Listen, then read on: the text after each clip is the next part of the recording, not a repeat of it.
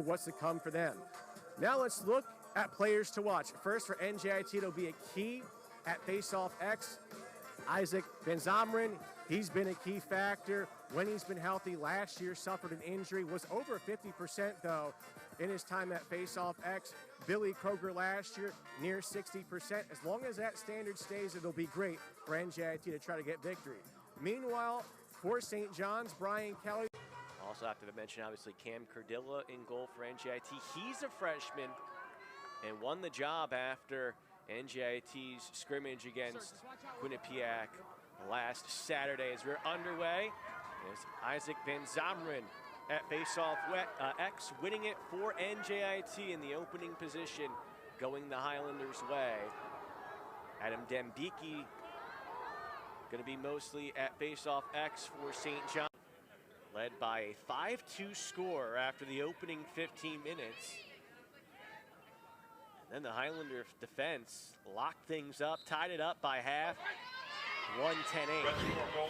Quick face-off win, passing shot with Cardilla making the save.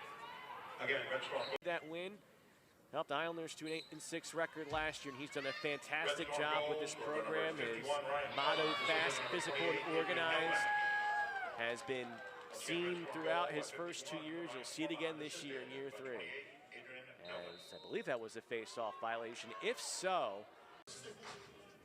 from Summit, New Jersey. As you see, another third-year head coach, Justin Turry, and again, did a great job last year with St. John's. Quick shot after the face-off win by Vanzomeren. It did look like contact up high, and a flag goes down. Again, these guys are going, and they're going quick.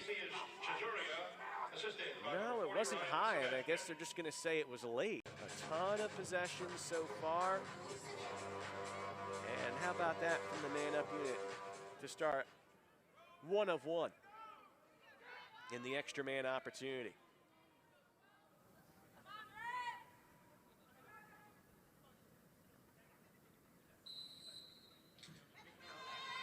Vanzomeren, another face-off win.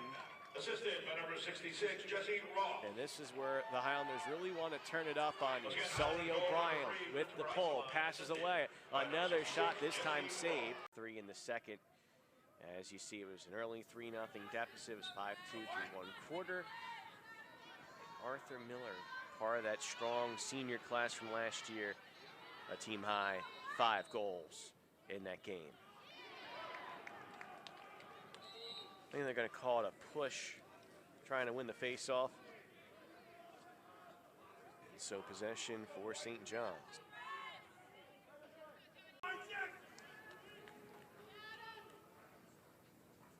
Well, we knew NJIT was going to quickly move the ball and try to find their shots. St. John's, they're right up to task in that regard, as Vanzomeren wins the faceoff. He's been off to a strong start in this season opener to not just try to get the win, but help to set the tone for the upcoming games in this 15-game schedule for the Red Storm. NJIT has a 12-game schedule, as they're going to call a hold against NJIT, so a face-off win for St. John's.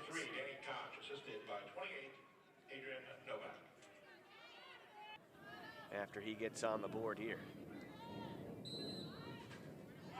Oh, what an exciting start we've had to this one. Here just snuggling up for the day, waiting for that impending winter.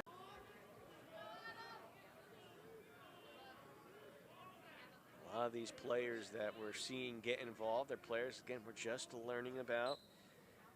A lot of freshmen this year playing a huge role, perhaps more than most years. Given last year, a lot of players in their 5th or 6th year because of the COVID year. So one other thing to keep an eye on if you're a Highlander fan Obviously, America East play will begin as season moves to March, but a fun time of year here on the NJIT campus. Be a busy day. We're here in Brick City as women's basketball is set to host New Hampshire, and that game is actually moved up to 4:30. So if you want to check these in, well, he was drafted by Major League Lacrosse by the Philadelphia Wings in 2023 in round 5. And he also won bronze at the 2022 World Junior Lacrosse Championships, where he was the leading scorer for Team USA. So Mar with 2 quick goals.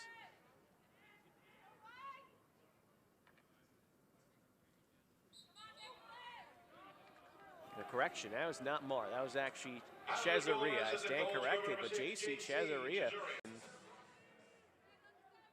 With that experience, especially at the World Junior Lacrosse Championships, and work in the indoor box style game as well.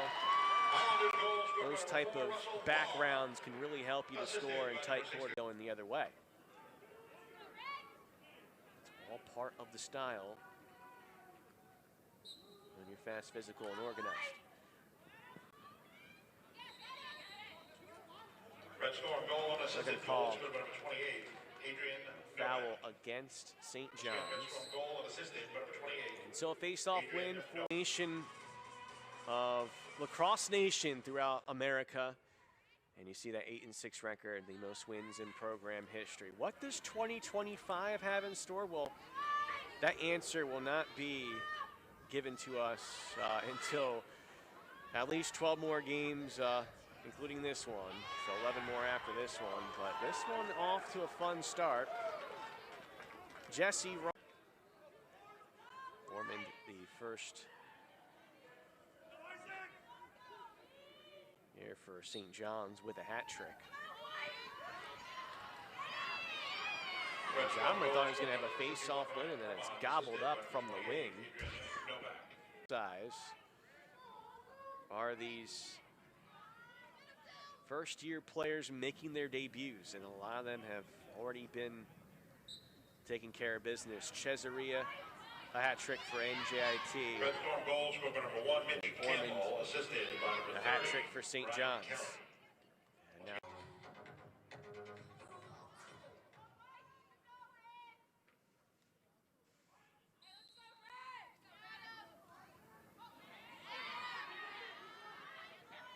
big face-off could come here if NJIT wants to get momentum back. Vanzomeren initially had the face-off win, and then the ball just keeps going to the ground here. Someone's eventually got to get control of this possession, and eventually it is going to be Dembicki, the face-off man for St. John's, and it's still on the ground. The shuffled pass went right into the breadbasket of Vanzomeren, who battles to win the ball at Marvin Ridge. All-state first team last year in North Carolina. And he's adjusted well so far to Division I men's lacrosse, wouldn't you say? Well, that's a big face-off win as Thompson secures it, fires a shot, but it's saved. Quickly fired the other way. First successful penalty kill for St. John's, but they get the first goal of quarter number 3. And here we go, ready to go back and forth. Eric Wolf did say during a halftime interview he wanted to see the team make the first punch of this second half. But huge factors in terms of the practice field, in the classroom, in the training room, but also on the field.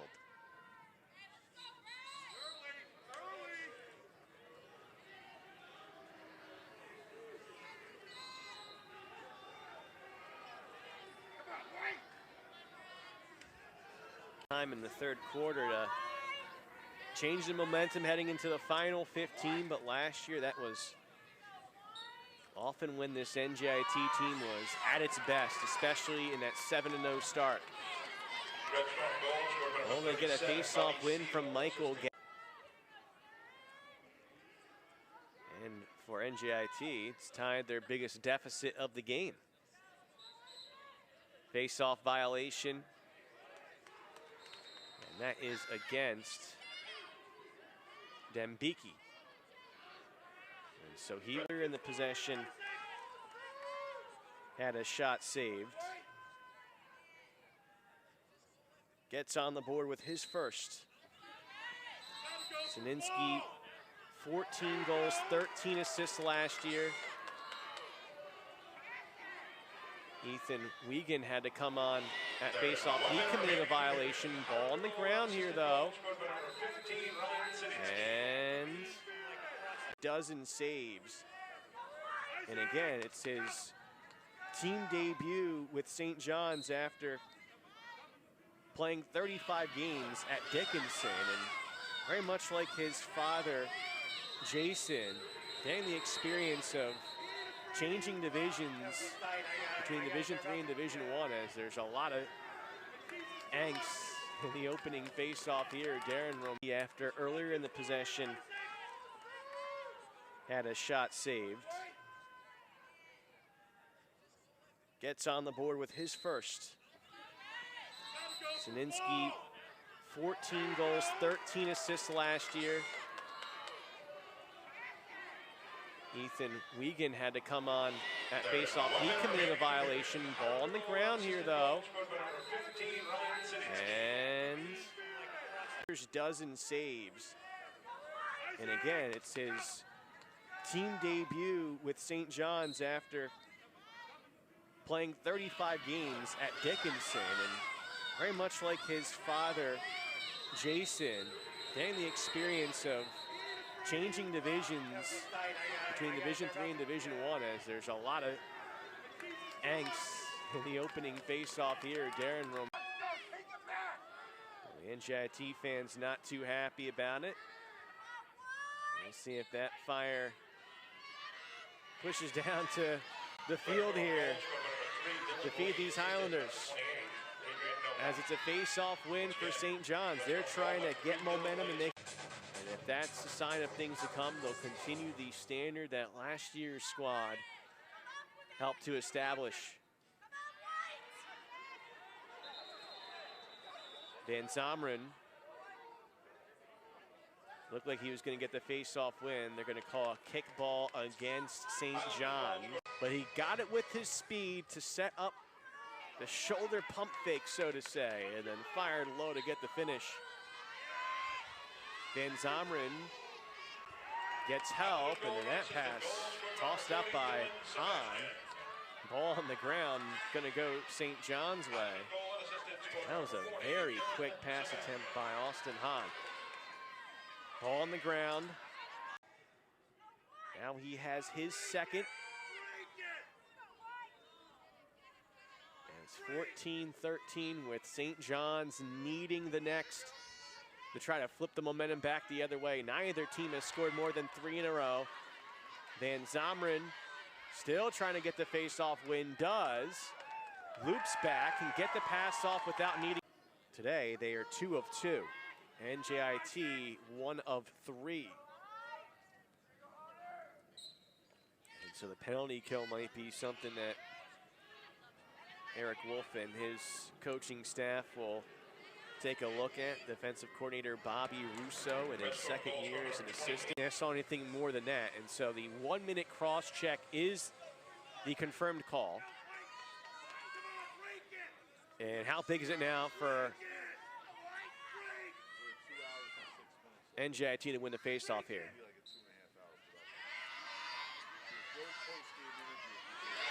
And it is St. John's to win the faceoff. So how?